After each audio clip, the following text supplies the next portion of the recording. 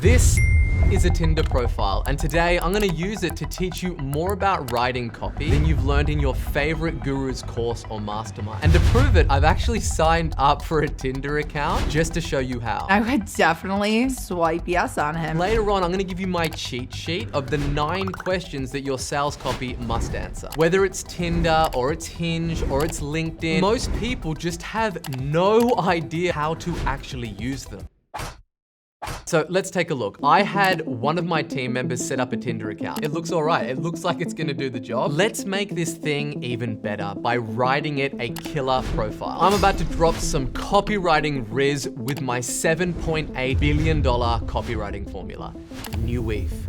Your copy must be new, unique, exciting, easy, predictable, and huge. And it must be something that nobody has ever seen or heard about before. Instead, what most people are doing is they're just writing old, boring things that everybody's already seen 1,000 times before. There's a region in the brain called the ventral tegmental area. This is basically the major novelty center in the brain that kind of reacts to new and novel stimuli. Dopamine pathways are activated the moment that we are exposed to new things. This is what the chemical reaction in the brain actually looks like. When we see something new, we see it as a potential for rewarding us in some way. This potential is for newness. That's the thing that motivates us to explore our environment for those rewards. And it's this new and novel things that really activate the midbrain and then flushes your brain with dopamine. Tinder is the #1 dating app in the world with over 1.6 billion swipes happening on the platform daily. And a recent report shows men using the app have a 0.5% chance of matching. The report also showed that the profiles that had the highest likes were ones that included personal statements. A Tinder profile is simply just a landing page. Before I show you how to make ours amazing, let's take a look at some crappy Tinder landing pages. I'm obviously gonna blur these people's faces out. Go by Tyler, 24, indie living, Reds, Bengals, gym is life, my dog Rudy, Netflix junkie, draft beer, I more than likely cook better than you. The whole bunch of just generic crap. Literally nothing about him from his profile. There's selfies and pictures of him drinking with his friends. This is what everybody says on the platform. This doesn't give you any sense of this person's personality. All right, so let's look at this one from Dan. It says founder at Pommy,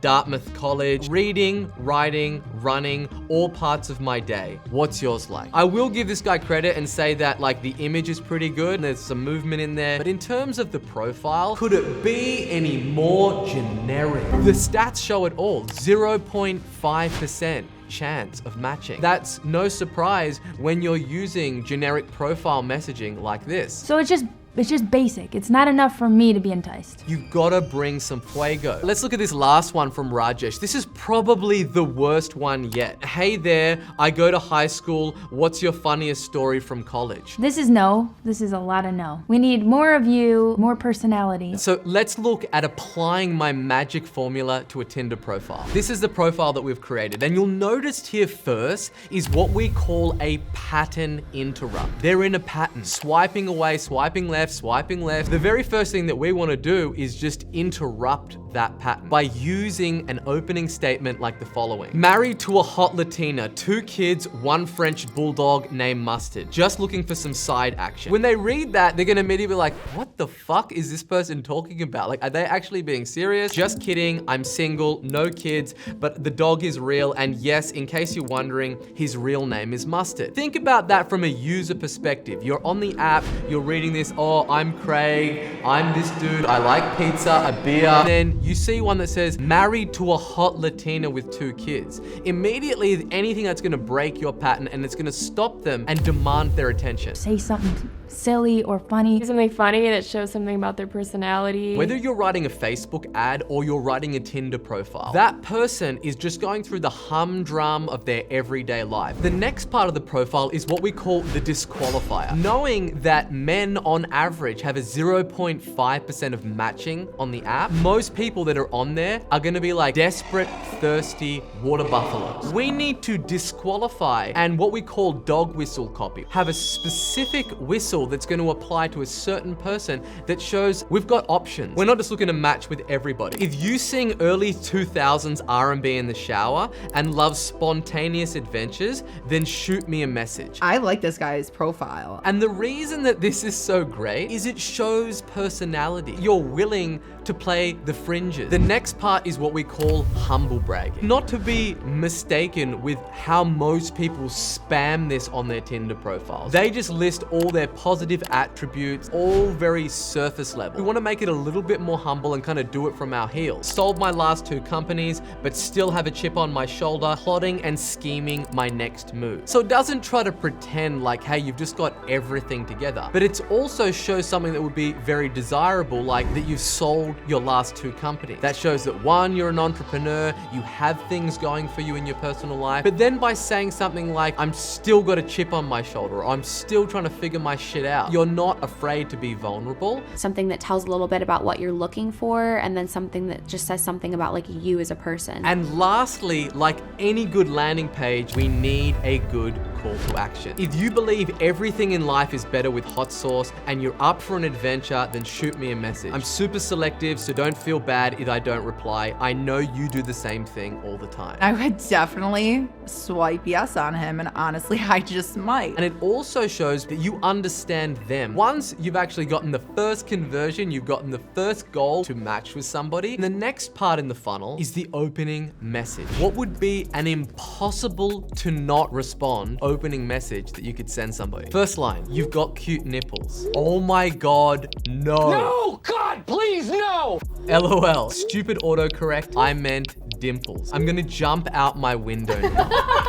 That was really funny. Oh my God, that was good. Then we hit them with the follow-up, adding a bit of comedy, adding in some gifts. This is going to be impossible not to get a response. We're gonna have to let it run for a bit and then come back to it later so I can show you the results firsthand. Alrighty, so you might be thinking like, okay, this is all cool stuff, like this is a Tinder profile, like yeah, this is funny, but how do I actually apply it to my ads and my funnels? And how do I use this concept of New Weave to just dramatically increase my conversion rates? Well, I'm gonna show you a couple of examples now to tie this all together. Here's one example. This is a company called The Last Crumb. Now, they started in 2020 and they did over 8 figures in their first year. And they did that all by launching a cookie box through Drops. That's $140 for a box of cookies. I know that these carry a little bit of a heftier price, but they are some really darn good cookies. Do you fucking see this?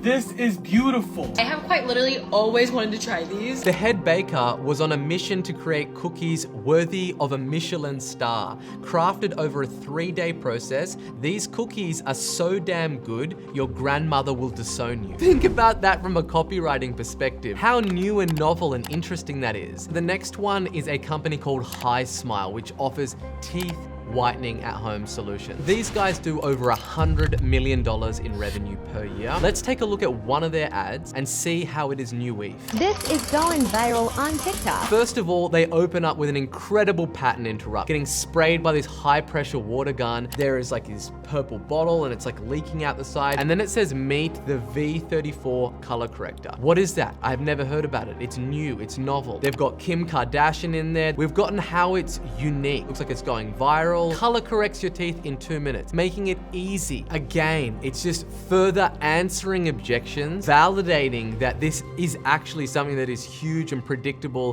What?